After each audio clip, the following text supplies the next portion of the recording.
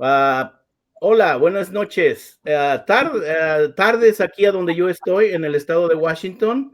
Ya son como las 6:10 de la tarde en México, y estamos hoy entrevistando al pastor Ignacio Gamaliel, mejor conocido como Nacho Cristiano. Good evening, and good afternoon for me, from where we broadcasting.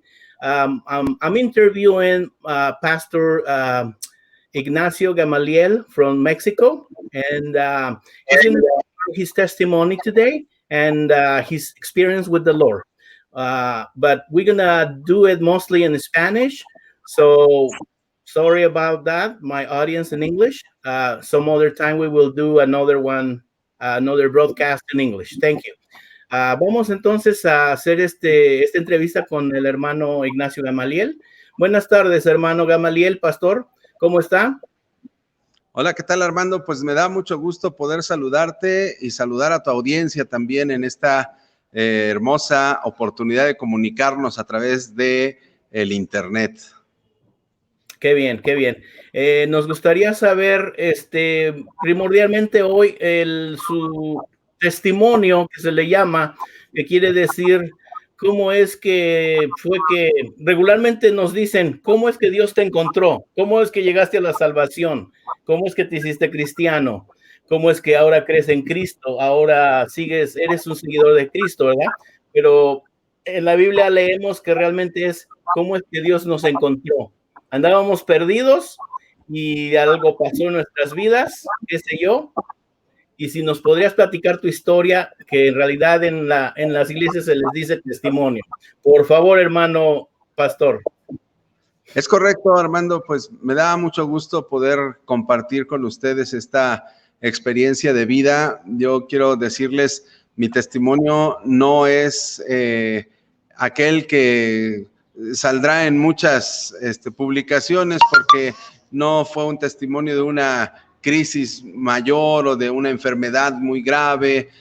Mi testimonio comienza, Armando, en el momento en el que mis padres deciden unir sus vidas en matrimonio y ambos viven una fe evangélica y mi mamá una fe católico-romana.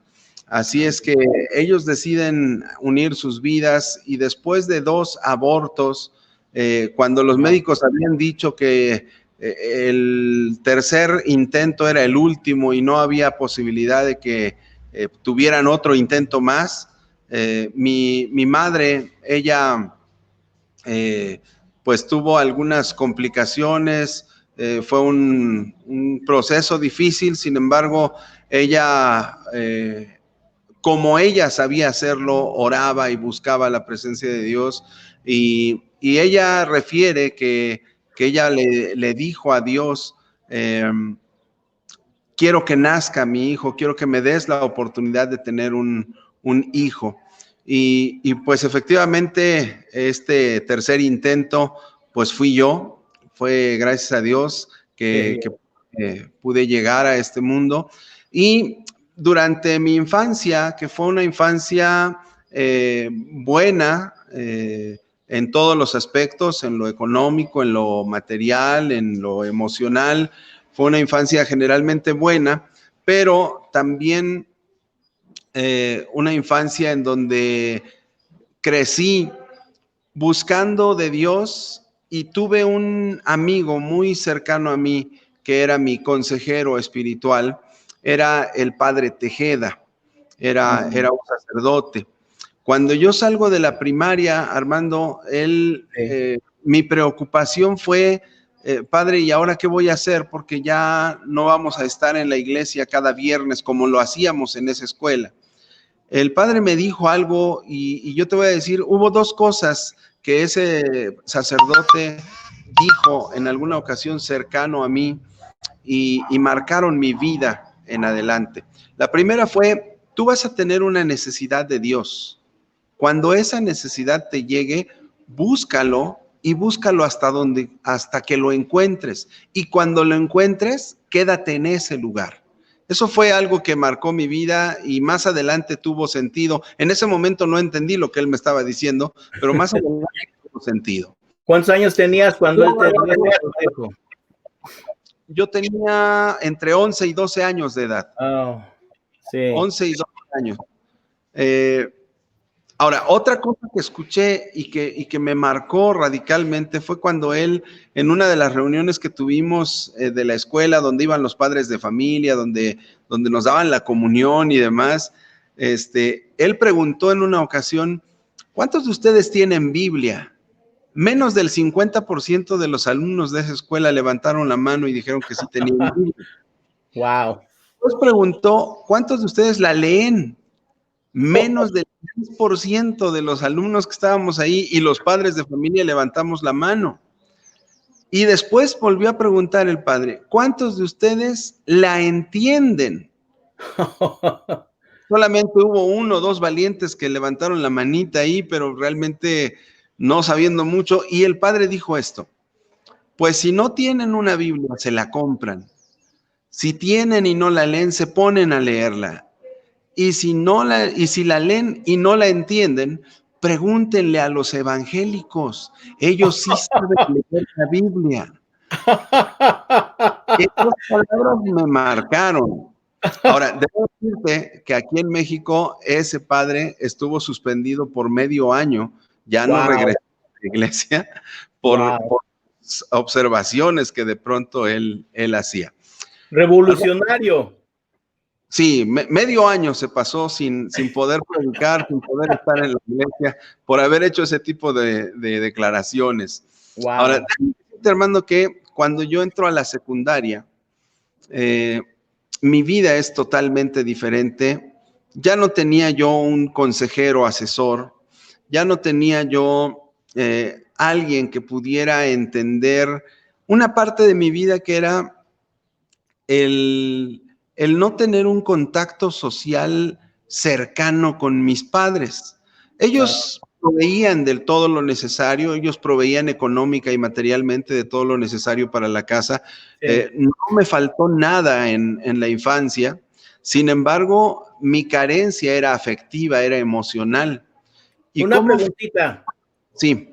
¿Te moviste de población o por qué razón ya no tenías contacto con el sacerdote? Porque dejé la escuela, el contacto con el sacerdote, él era el consejero de la escuela en donde yo hice la primaria. ¿En la misma ciudad? Sí, sí. Ah, ok. Pero cuando me fui a la secundaria, aún estando ahí, te digo que al padre lo quitaron de la iglesia durante unos meses. Oh, ok. Perdí la pista. Él no regresó a esa iglesia, regresó a oficiar misas y demás, pero ya no regresó como el padre de la escuela. Entonces, perdí la pista completamente. Perdiste a tu mentor. Y en ese momento yo necesitaba algo para satisfacer mi vida, para satisfacer mis inquietudes. Y yo tuve una opción para tomar esa decisión.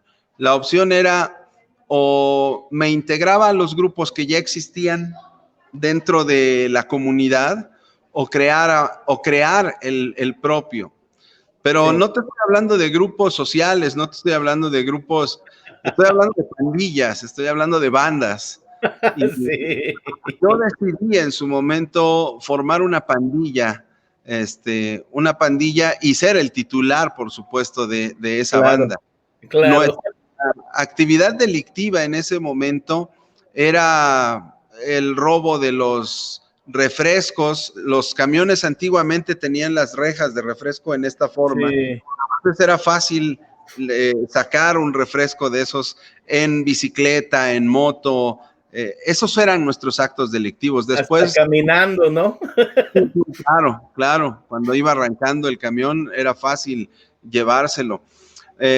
Nuestros actos delictivos empezaron a crecer en la medida en la que nosotros también crecíamos. Entonces empezamos a robar de manera, se tipifica como farderos, los que se meten la mercancía entre la ropa y se salen de la tienda. Sí. Eso lo empecé a hacer y empezamos a hacer otro tipo de actos delictivos conforme íbamos creciendo. Pero quiero decirte, Armando, había algo dentro de mi corazón que no me dejaba estar en paz. Cada vez que yo participaba con ellos de algún evento como estos, yo me sentía muy, muy inquieto. Y llegó el momento, cuando yo estuve ya después de la secundaria en el nivel bachillerato, Sí. cuando efectivamente lo que me había, yo digo, profetizado el padre Tejeda, Sí. sucedió. Llegó un momento en mi vida en el que tuve una necesidad de buscar a Dios. Y esa necesidad la empecé a cristalizar yendo a grupos religiosos de diferentes, no digo denominaciones, de diferentes doctrinas y muy opuestas entre sí. Pero no encontraba yo paz en ningún lugar a donde yo llegaba, a donde trataba yo de encontrarme con Dios. Hubo un grupo de la iglesia católica reformada, era un grupo de jóvenes que se llama Ebenu Shalom Alejem. Sí. Ellos eran muy, muy buenas personas, eran muy accesibles, eran muy padres, pero, pero no sentí tampoco el sentir esa llenura. Esa conexión. Quiero decirte la forma en la que el Señor me llamó. Fue, te comentaba, mi papá evangélico, mi mamá católica. Mi mamá tuvo en la infancia una participación muy activa en mi vida espiritual. Sí. Ella me enseñó a rezar, me enseñó a ir a la iglesia, me enseñaron a hacer mi primera comunión y demás. Mi papá no había tomado esa iniciativa. Sí. Sin embargo, cuando empieza esa hambre en mí de buscar a Dios, en una ocasión mi abuelita, que pedía a mi papá que la llevara a la iglesia, nos llevan y estamos ahí en la iglesia, y el pastor que predicó ese día predicó sobre el evangelismo, predicó sobre gente que quisiera venir a predicar la palabra. Y mi papá, cuando se hace el llamamiento, mi papá me da un codazo y me dice, ¿por qué? Y dice, porque tu abuelita quiere pasar. Y recuerdo que esa vez pasamos al frente, era un reclinatorio muy, muy grande, por lo menos habíamos 150 personas en ese reclinatorio. ¡Wow! Cuando terminó de orar el pastor, y el pastor dijo, Señor, ponemos en tus manos a estas personas que van a venir para servir en la comisión de evangelismo. Yo no sabía que era eso. Pero, ¿en qué me metías de haber dicho, verdad?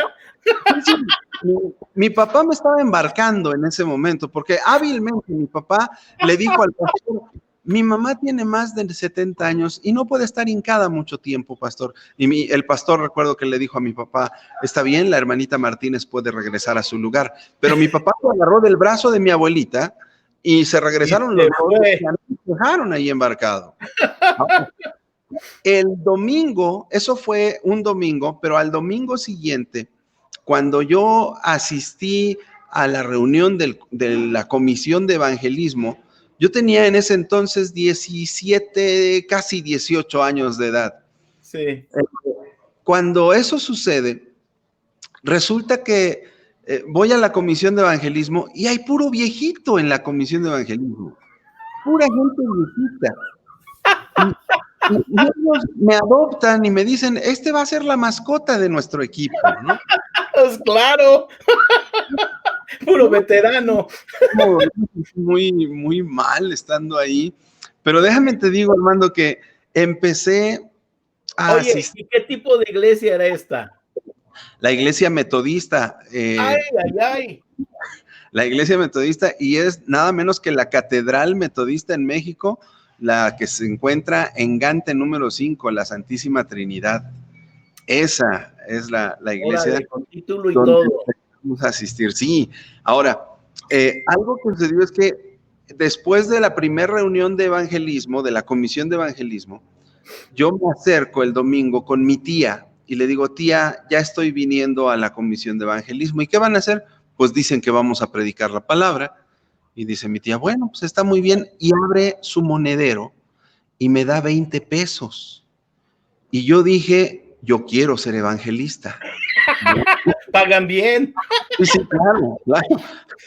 Así es que cada jueves yo iba a la reunión de evangelismo y cada domingo mi tía me daba 20 pesos.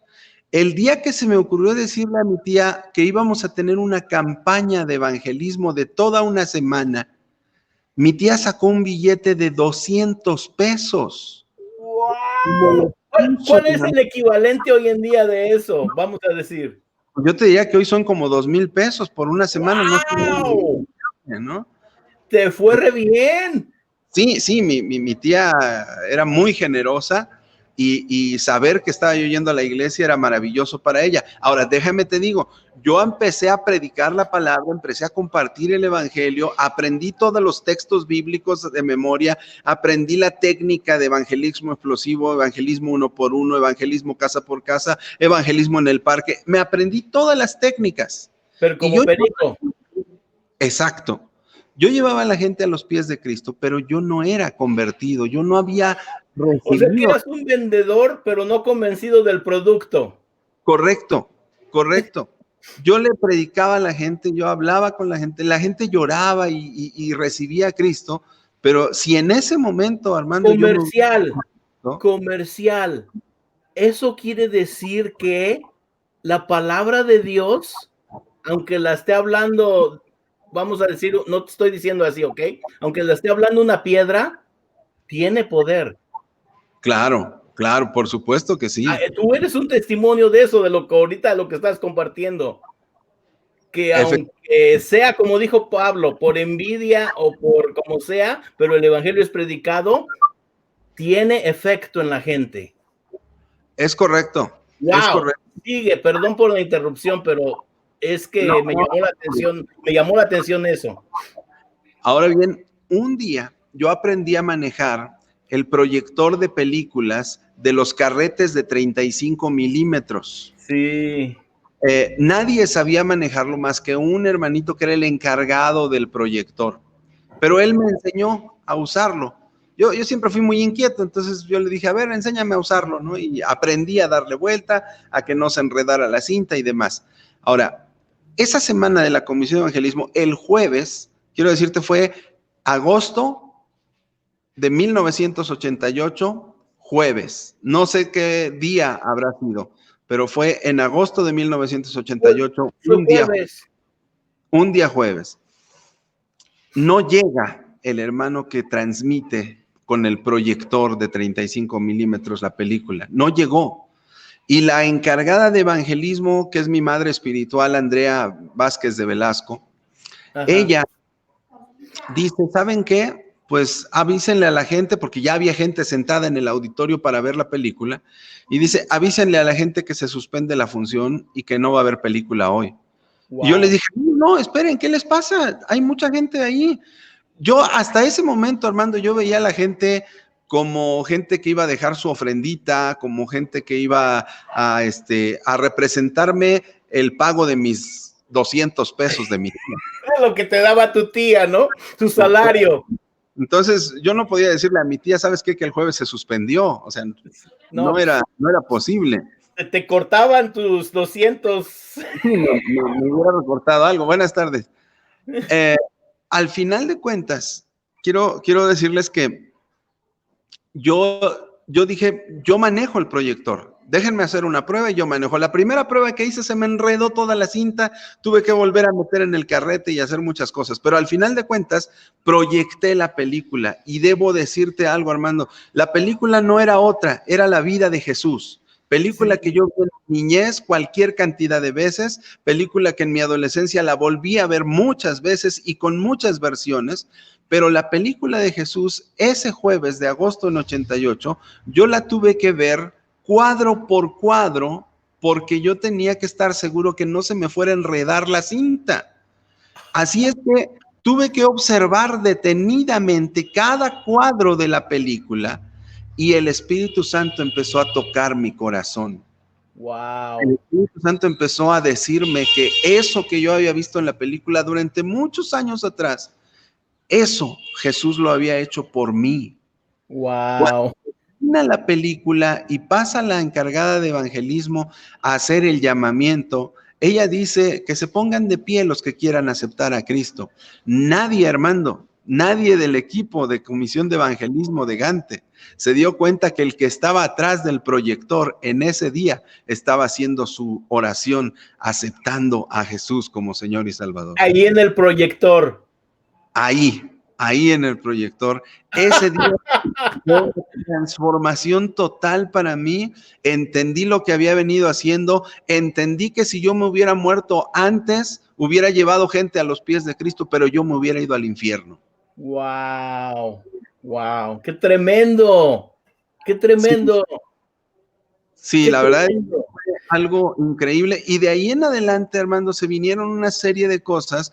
Mi papá en una ocasión, yo le pedí, me enfermé de hepatitis en una campaña de evangelismo y le dije a mi papá, me comprometí a llevar estos folletos sellados, ya los tengo sellados, llévalos por favor a la iglesia. Y llega mi papá y les dice, vengo de parte de Nacho a dejar estos folletos. ¿Ah, usted es su papá? Sí. Oiga, ¿y usted ya aceptó a Cristo? Uy, no, yo vengo aquí desde hace muchos años, desde que mi mamá venía. Sí, pero ¿usted ya aceptó a Cristo? No, yo les ayudé a hacer los cimientos de esta iglesia. Mi papá se evadía y al final mi mamá espiritual le dijo, entonces me queda algo claro, usted no ha aceptado a Cristo, pásele por acá. Y finalmente ese día que mi papá llevó los folletos y que yo renegaba y que yo decía, ¿por qué, Señor, ahora que ya te conozco, me enfermo de hepatitis y no puedo ir a evangelizar? Dios tenía un propósito, porque ese día fue cuando mi papá se reconcilió con Dios. Mi papá aceptó a Cristo. Y después de mi papá, mi hermana menor, y después mi hermana mayor, y después mi mamá. Y hoy todos somos una familia que ama a Dios con todo. Wow. O sea, mis Gloria hijos, a Dios. la bendición más grande. O sea que tu papá estaba en la misma posición que tú estabas antes de que aceptaras a Cristo. Iba a la iglesia, se decía evangélico, todos los títulos, pero Sí. no por estacionarte en un garage de la concesionaria Cadillac, quiere decir que era un carro Cadillac. Ser un Volkswagen que no se había convertido en Cadillac todavía, ¿no? Efectivamente, así es, Armando. Y el día que llegó el que manufactura, los Cadillac, dice, ¿qué hace este Volkswagen aquí? Necesita ser Cadillac. En otras palabras, se tuvo que convertir en Cadillac, en cristiano.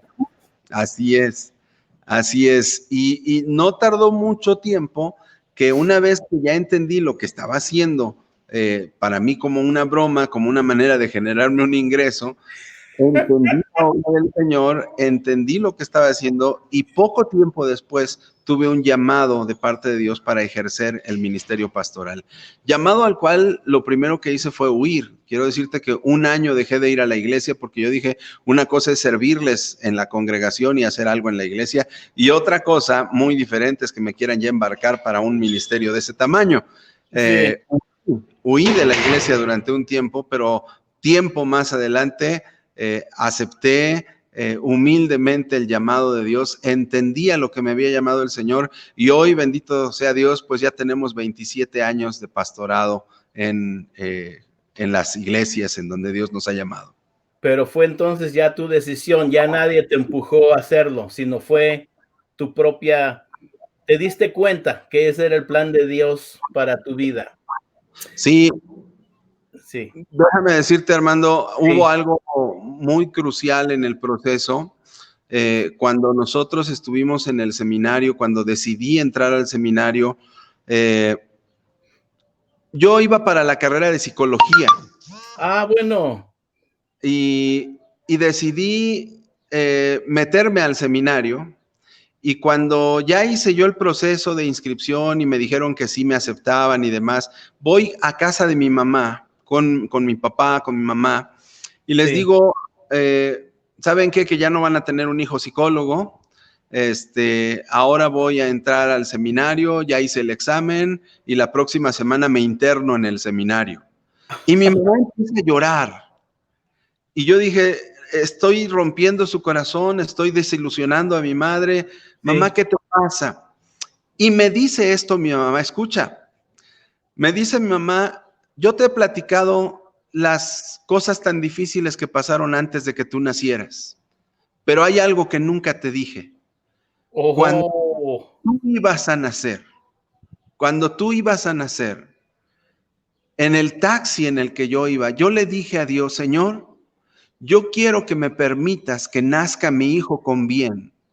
Y si mi hijo nace saludable, yo te lo entrego para que él te sirva en el ministerio.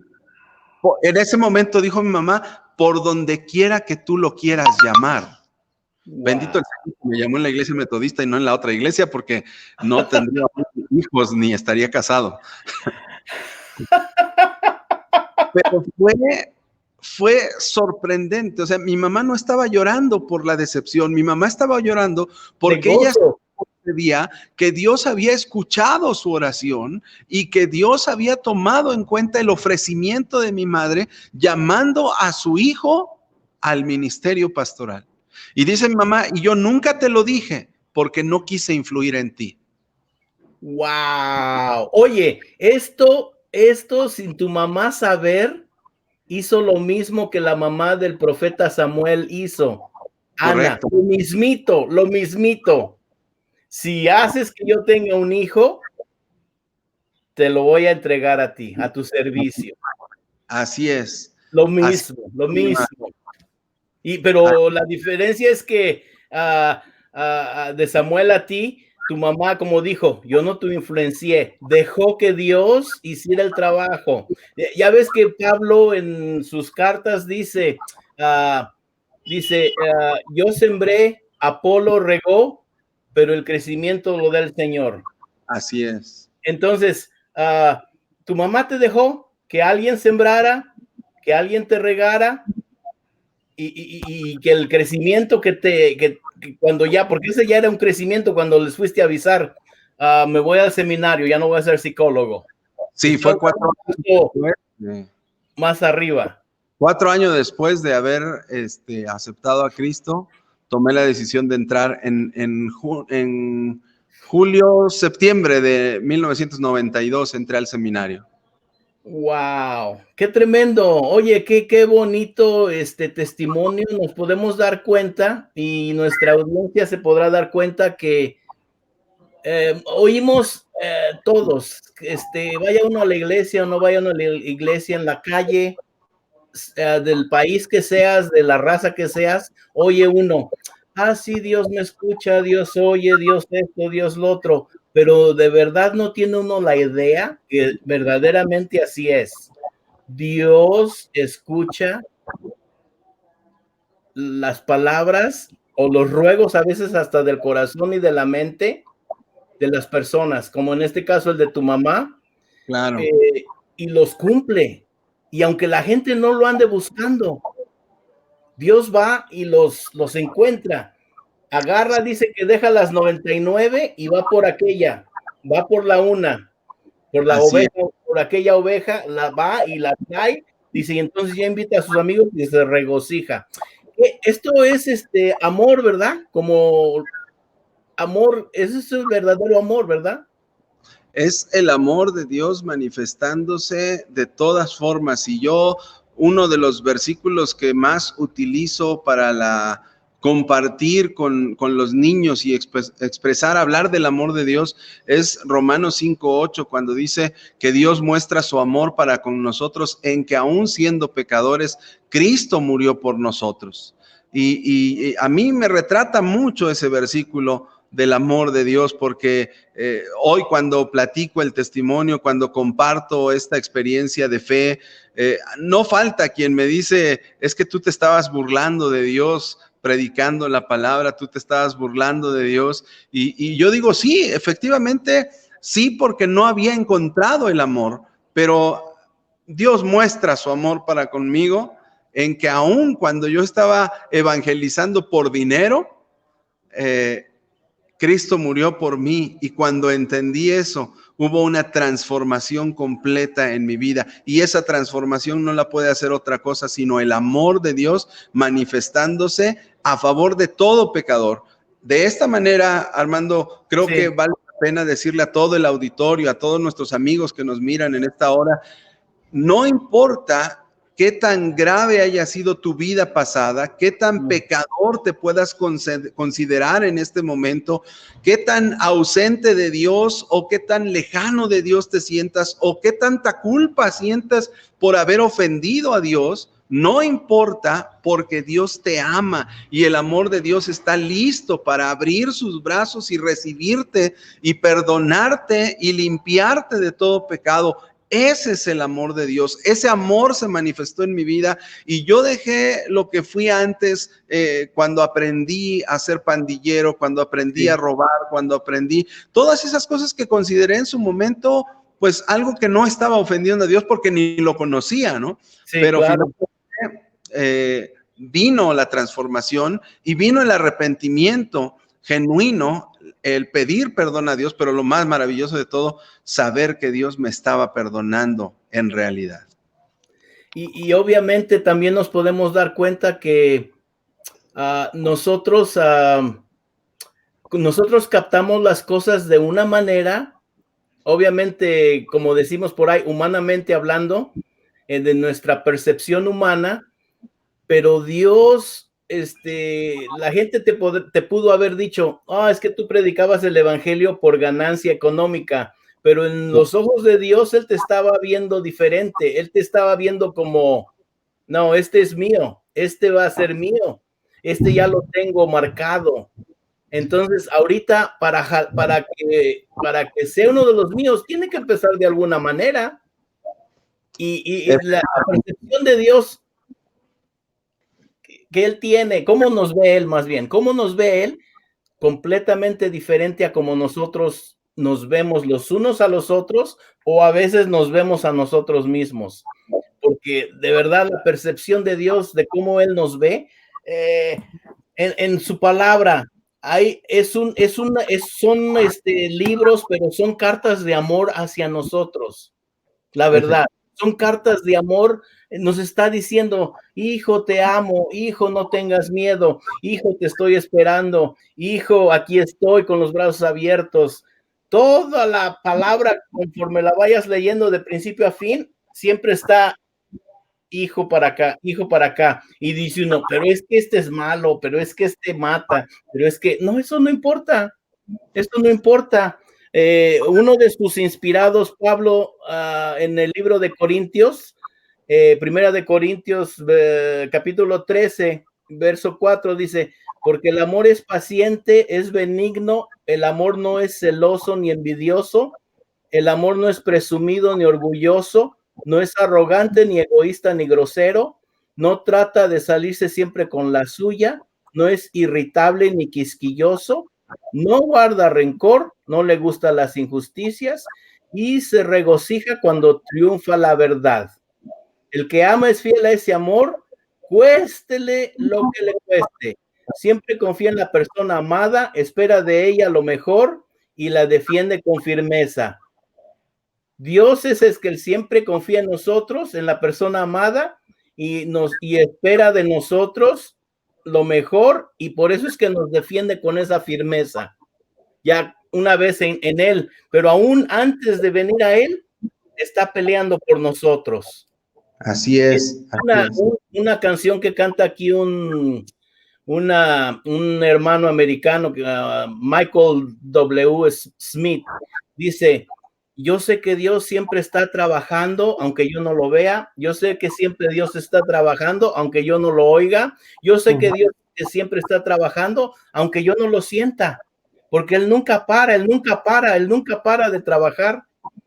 Y es verdad, lo vemos en tu testimonio que nos compartes hoy, que Dios no paró de trabajar desde antes que nacieras. Y tu mamá ya estaba diciéndole, si haces esto, Señor, es tuyo. Y después tú, sin saber esa historia, antes de entrar al seminario, tu mamá te dice, fíjate que yo le prometí esto a Dios. Así es, de esa manera. ¡Qué barbaridad! Hermano Nacho, nos hemos pasado ya 34 minutos, está bien, no hay problema. ¿Podrías agregar algo más a nuestra audiencia, por favor? Va a haber otras ocasiones en que podamos hablar otras veces, desde luego, pero dejémoslo hoy con cómo veniste al Señor, que para mí es tremendo, tremendo, tremendo, tremendo, tremendo. Sí, gloria a Dios. La verdad es que Gloria a cada Dios. oportunidad de compartir. En la iglesia metodista, durante varios años estuvimos cambiando de iglesia. El ministerio es itinerante. Ahora que ya no estamos en esta iglesia, que estamos ya de manera bajo la otra cobertura, la Iglesia de Visión Mundial, ahora estamos ya permanentemente en la Iglesia Embajadores de Cristo, en el estado de Puebla, aquí en México. Y me gustaría cerrar, Armando, compartirte a propósito del amor de Dios, porque hoy hay mucha gente que está preocupada, está muy afligida por lo que pueda pasar después, lo que vaya a suceder mañana. Y yo quiero compartirte una palabra. Te voy a dar la primicia porque esto lo voy a compartir hasta mañana con los hermanos de la iglesia, pero quiero decirte algo que Dios me habló muy especialmente en el día de ayer. Está lo que sucede en el Evangelio de Marcos, capítulo 16. Sí. Dice: cuando pasó el día de reposo, María Magdalena, María la madre de Jacobo y Salomé compraron especias aromáticas para ir a ungirle. Y muy de mañana, el primer día de la semana, vinieron al sepulcro ya salido el sol. Ahora dice que esto fue después del día de reposo. Hoy mucha gente está confinada en casa, le han dicho quédate en casa, le han dicho no salgas, es peligroso que estés afuera, y mucha gente ha acatado la instrucción, ha cuidado su vida, han sido prudentes, no han salido para cosas más que estrictamente necesarias, pero ya está hablándose hoy de pasar ese día de reposo, de pasar ese tiempo. Ya viene el tiempo de volver a la nueva normalidad, como le están diciendo. Ahora, quiero que te quedes con esto en la cabeza, Armando, porque el siguiente versículo dice: pero decían entre sí, ¿quién nos removerá la piedra de la entrada del sepulcro? Hoy la gente se está enfrentando a que ya vamos a regresar a la nueva normalidad, pero no tengo trabajo, pero me corrieron, pero me gasté los ahorros, pero qué dura va a ser la realidad cuando regresemos a la nueva normalidad. Y la gente se pregunta ahora, ¿qué vamos a hacer? Y estas mujeres se preguntaban después del día de reposo, ¿y ahora qué vamos a hacer? ¿Quién nos removerá la piedra de la entrada del sepulcro? Eso dice en Marcos 16, pero déjame decirte que en Mateo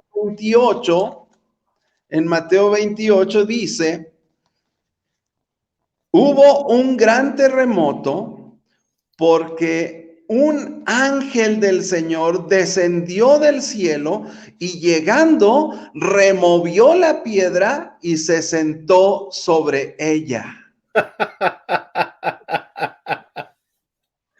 Armando, auditorio, ten por seguro que mucha gente no sabe cómo le va a hacer ahora que termine el reposo y vayamos. Y la gente está pensando, ¿quién removerá la piedra? Dios ya la removió y Dios está sentado. Yo puedo imaginarme, ayer que estaba leyendo esto, puedo imaginarme ellas preocupadísimas, ¿quién nos irá a mover la piedra? Y el ángel del Señor sentado en la piedra esperando así como que verá a qué horas llegan, ¿no? Y los hombres todos están escondidos allá en el cuarto aquel, ¿no? Sí. El Señor ya movió la piedra y yo quiero decirle al auditorio esto: Dios ya movió cualquier dificultad, cualquier problema, cualquier enfermedad, cualquier situación. En el nombre de Jesús, la piedra ha sido quitada y tú puedes salir del día de reposo. Ya es tiempo de salir del tiempo de reposo. Ya es tiempo de renacer. A mí la palabra que el Señor me dio ayer fue renacimiento. Es tiempo de un renacimiento y los encargados de ese renacimiento, ¿sabes qué? No es Donald Trump, no es AMLO, no es otro, es el Señor Jesucristo, pero nosotros somos los embajadores de Cristo para llevar ese renacimiento de nuevo a las calles, a donde la gente dejó de estar, a donde la gente perdió su salud, pero ahí tenemos que regresar nosotros. Y eso es la expresión del amor de Dios. Así es, estoy de acuerdo y me uno a esa oración y a esa declaración, porque es verdad eso, es verdad. no hay más que Cristo mueve, no solo piedras, montañas, pero es Así es. verdad, Él es el que mueve todo. Entonces, especialmente para aquellos que nos llamamos cristianos, seguidores de Cristo, esa piedra debería, como estas mujeres, no te preocupes, el Claro. Señor ya la tiene movida. Y el que todavía no cree, no te preocupes tampoco. Si Dios cuida, dice, de las aves, cuidará también de ti, porque tú vales más que las aves. Amén, Sí, amén, así es. hermano.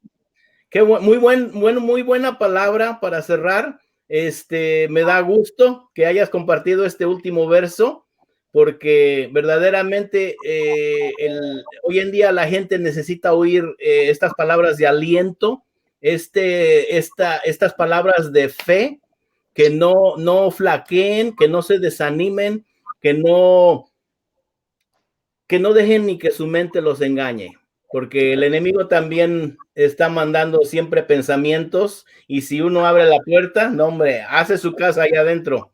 Es cierto, es cierto. Pero no debe de ser así. Hermano, mucho gusto, muchas gracias. Vamos a cerrar esta transmisión, y en otras ocasiones nos volveremos a ver. Tendremos otros invitados, y nuestra audiencia, esto es apenas es nuestro tercer video, aunque no lo crean. Okay, muy bien, pues muchas felicidades. Sí.